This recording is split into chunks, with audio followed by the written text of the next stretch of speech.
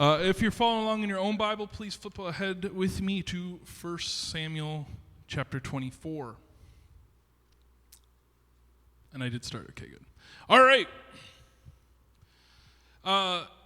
This is probably one of the more famous stories from this particular book.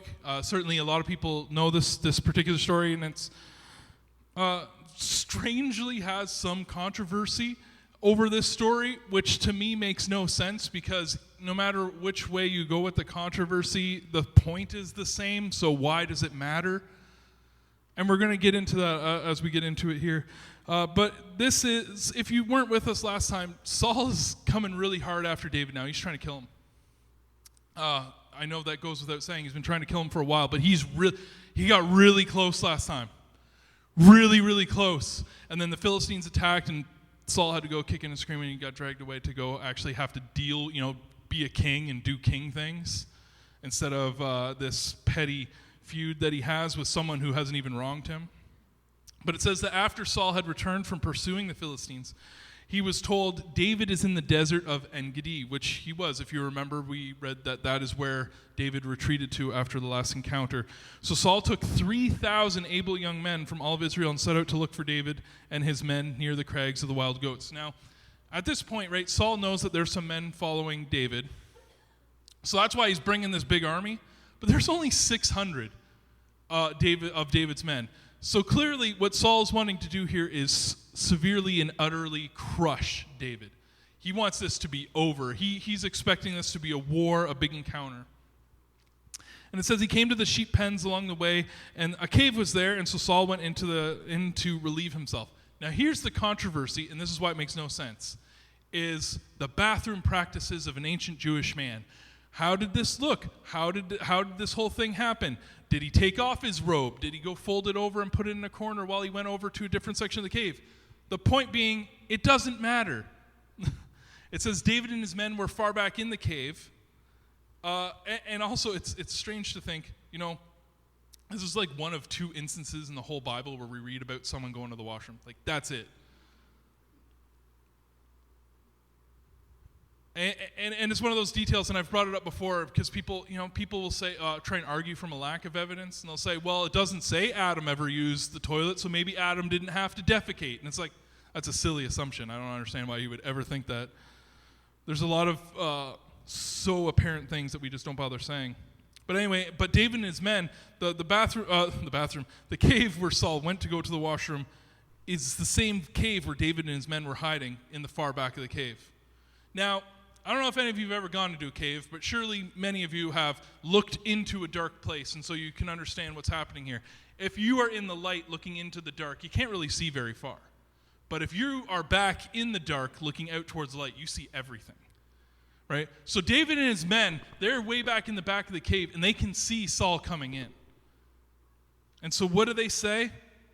This is the day the Lord spoke of when he said to you, I will give your enemy into your hands for you to deal with as you wish. And then David crept up unnoticed and cut off the corner of Saul's robe. Right? So this was the argument. Was he wearing the robe? Was he not wearing the robe? The point doesn't matter. The point is, David didn't kill him. David could have very easily, but he didn't. And not only did David not kill him, I love this. All he did was cut the corner of his robe. And it says David was conscience-stricken for having cut off the corner of his robe. This tells us a lot about how David is. I'm not going to lie. I don't think I have as good of a conscience as David. Because if someone was trying to kill me and was pursuing me all through the land, and I cut off a little tag from his shirt, sorry, I'm probably not going to feel bad about it. But that tells us something about who David is, right? And maybe I should feel bad, but it tells me something about who David is, and it's why I think David is just such a model of a great believer. He started to feel guilty for cutting off the robe. He said to his men, the Lord forbid that I should do such a thing to my master. Remember, there is no legal authority holding him to this other than David's sense of duty. He still regards Saul his king as his master. He still recognizes the authority that Saul has, despite all the evil that Saul has shown him. He still says, the Lord anointed you, the Lord chose you for this, and therefore I trust in the Lord, not in Saul. This is an important difference, right? Because we do this all the time. We say, well, I don't trust these people. It's not about that. It's the same as when we talked about marriage as well, and the idea of women submitting in a relationship or showing respect to their husbands. Why is it done this way? You don't do it for him. You're doing it for God. Right? It's the same as why men are called to certain things. And if you haven't heard any of those before, please, I encourage you to go check it out on YouTube because I don't have enough time to elaborate. I want to respect your time and I really want to get into the story because I think the story is so good. That I did something to my master, the Lord's anointed, or lay my hand on him, for he is anointed of the Lord. And with these words, David sharply rebuked his men and did not allow them to attack Saul, right? Because they wanted to kill him. They said, look, this is the time. We're finally going to be able to do it. We can end it here. We can stop his tyranny. We can stop the evil that Saul is doing. But David is so committed to the good. And we'll get into that here in a moment, that maybe you've heard this before, right? And this is a big, has anyone here ever done like any sort of college level ethics classes? Yeah, some of you have. And there's like two forms of argument, right? There's like an absolute moral right? That it is right and always is right, or I can't remember, it's like deontological and something else, but the point is there's either you always do the right, or there is I can do a greater good by kind of sacrificing this one little thing, right? I'll do a little bit of evil in order to get a greater good. And this tends to be the moral compass, I'll say, of our society today, right? Largely we try and say, well, you know, I know this isn't a good thing. I know this isn't the thing that we should do, but think of the benefit it would have for so many people. You know, it would do so much good, it would outweigh any potential evil that I would do. And I want us to think about that because of what David's about to say here. Anyways, it says Saul left the cave and he went on his way. His men didn't attack. David didn't attack. So David went out of the cave and he called to Saul, my Lord and my King. So you can imagine, right? He just finishes. He's got himself tidied up. He's walking back out to his men. And then all of a sudden, from behind him, where he just came, where he was most vulnerable, suddenly he hears a voice. The voice of his enemy calls out to him, my Lord, the King. When Saul looked behind him, David bowed and prostrated himself with his face to the ground. Again, the guy who's trying to kill you. And what does he do? He gets on his face. He puts himself under the authority of Saul. He's risking everything in this moment. And not to mention, who's present? All of David's men can see him doing this. And he's doing this in the presence of the thousands of men who are now watching this display unfold. As he prostrates himself, his face to the ground, and he said to Saul, why do you listen when men say David is bent on harming you? This day you have seen it with your own eyes, how the Lord delivered you into my hands in the cave. Some urged me to kill you, but I spared you. I said, I will not lay my hand on my Lord, because he is the Lord's anointed. See, my father, look at this piece of robe in my hand. You see what he just called him there? My father. This is the type of relationship that he has. This is the type of respect and authority that Saul has over David's life. That's how much David cares for Saul, his enemy. This is the very epitome of what Jesus said when he said, love your enemies. This guy's trying to kill him. And he calls out in love and adoration to his enemy, prostrating himself before him. I cut off the corner of your robe, but did not kill you. See, that there is nothing in my hand to indicate that I am guilty of wrongdoing or rebellion. I have not wronged you, but you are hunting me down to take my life. May the Lord judge between you and me, and may the Lord avenge the wrongs you have done to me. But my hand will not touch you. As the old saying goes, from evil doers come evil deeds, so my hands will not touch you. Remember what we talked about? I said there's the ultimate good and there's the, well, we'll give a little in order to get greater. David's telling us right here, the Lord's telling us right here, guys, don't fall for that.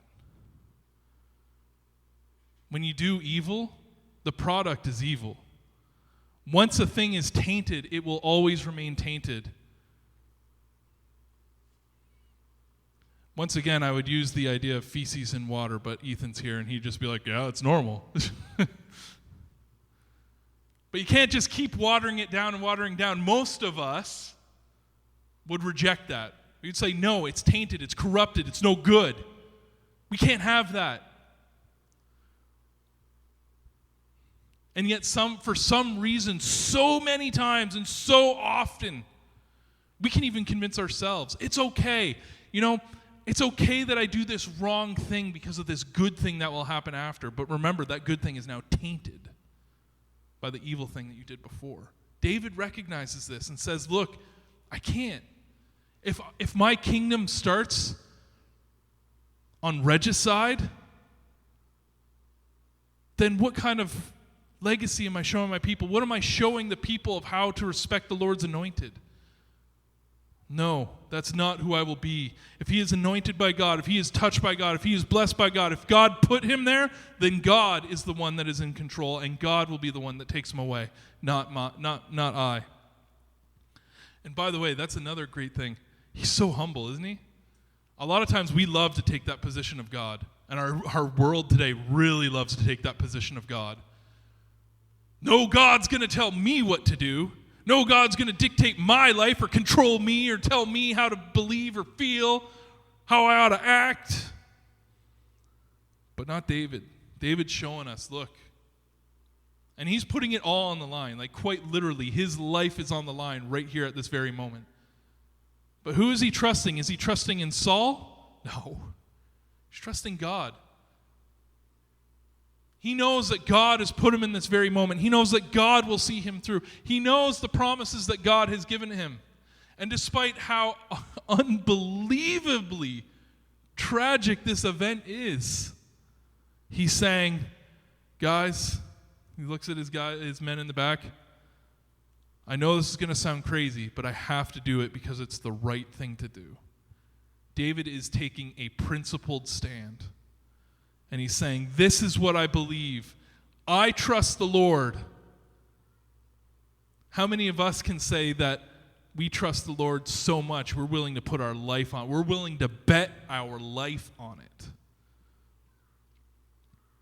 A lot of us would like to think that we feel that way, but again, this is one of those things where we need to sit down, pray, meditate on the Word of God, and say, God, am I there? God, is there stuff in my life that I got to clear out? Is there clutter in my heart that I need to get rid of? Verse 14, against whom has the king of Israel come out? Who are you pursuing? A dead dog, a flea? See, he's trying to say, like, who am I? You're the king. You're the king of all of Israel. I bow before you, O king. Who am I? I'm a dog. I'm worthless. Compared to you, the Lord's anointed, the one who was picked by God to be king over all of Israel? May the Lord be our judge and decide between us. May he consider my cause and uphold it. May he vindicate me by delivering me from your hand. Again, this isn't between two men. There's a huge audience of people witnessing this event, watching this unfold. Okay, time for me to get nerdy, okay? Okay, it had to happen. I couldn't help but think this is definitely what George Lucas was thinking when he wrote Star Wars Episode 6. Luke Skywalker sitting there, he's just being beaten, electrocuted, and he refuses to fight back. Why? Because he believes in the glimmer of good that is still inside of his father.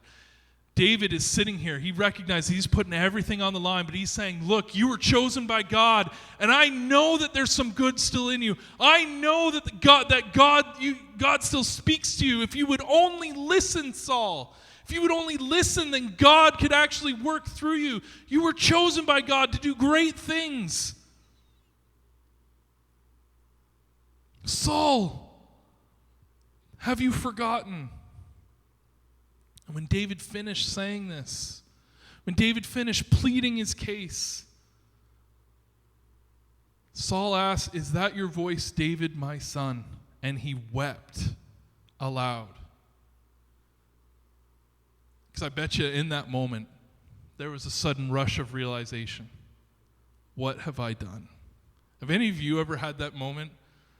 Hopefully it's never been because you were pursuing your enemy and trying to kill them with spears and you were hunting them mercilessly. I don't know. Maybe you guys have a really interesting backstory that no one's ever told me about. But I know I've had moments of realization of this where we don't even realize we're in the wrong. And then suddenly, in a sudden revelation, God shows us and you just feel broken. God, what have I done?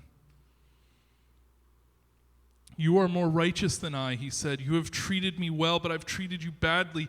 You have just told me now about the good you did to me, but the Lord delivered me into your hands, but you did not kill me. When a man finds his enemy, does he let him get away unharmed? May the Lord reward you well for the way that you treated me today. I know you will surely be king, and that the kingdom of Israel will be established in your hands. Now swear to me by the Lord that you will not kill off my descendants or wipe out my name from my father's family. And so David gave his oath to Saul. And Saul returned home, but David and his men went up to his stronghold. God came through. He was able to break through that barrier that Saul had put up. And sometimes, I know this, many of us have been in this situation. We feel like we're in a hopeless cause. What is the point? Why bother? I'll tell you. All of us were created in the image of God. All of us have that in each and every one of us. No matter how much corruption, no matter how much evil we invite into our hearts, that thing that separates us from the chimps, from the dogs, from the beasts of this world, that's that divine spark of life that was gifted to us from the Lord. And if we let it, God can break through.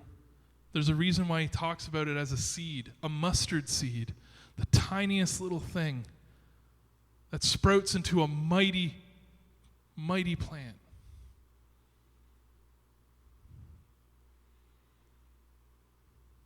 But it needs to be watered. It needs to be cared for.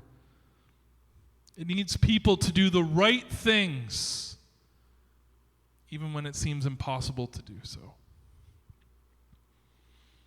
It means that we as Christians today, in a world where we have people pressuring us to conform and do things their way, and, oh, you're hateful, oh, you believe that, oh, yeah, this, and this. Guess what? Are you ready to take a principled stand for what you believe in and say, no, I won't bow to the pressure. No, that's not what I believe. No, I believe that God is Lord. I'm not going to bow to no idol. I'm not going to submit to any idol that you set up before me. No, I am going to trust in the Lord my God,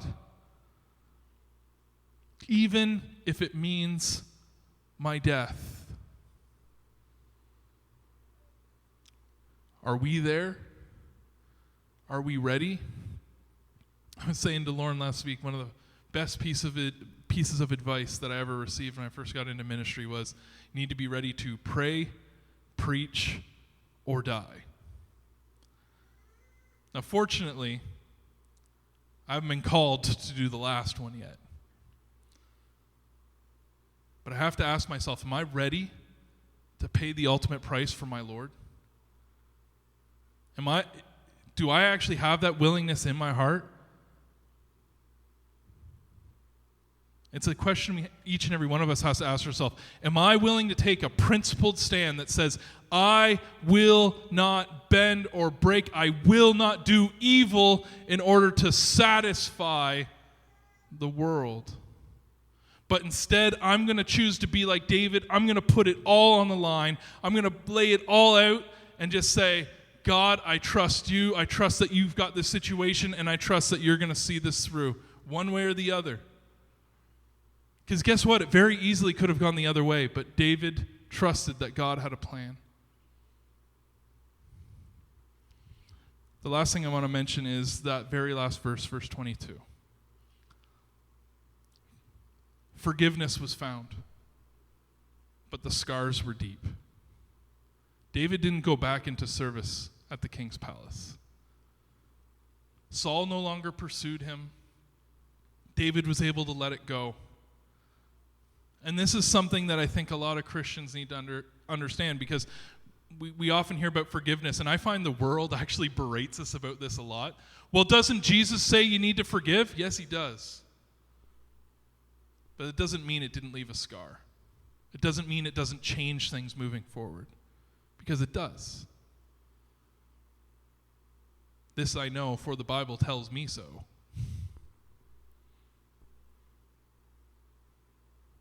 We need to take a principled stand. Know what we believe. Be sure of what we believe. Make sure it's foundational to our very life.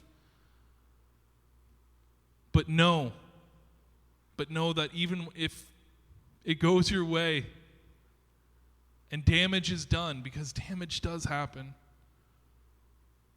God doesn't expect you to just go back to the way things were. He understands that there's hurt, there's scars, there's wounds. But he does want you to move forward. Not to dwell in the past, but to move forward from it. To allow it to make you stronger and not to hold you back.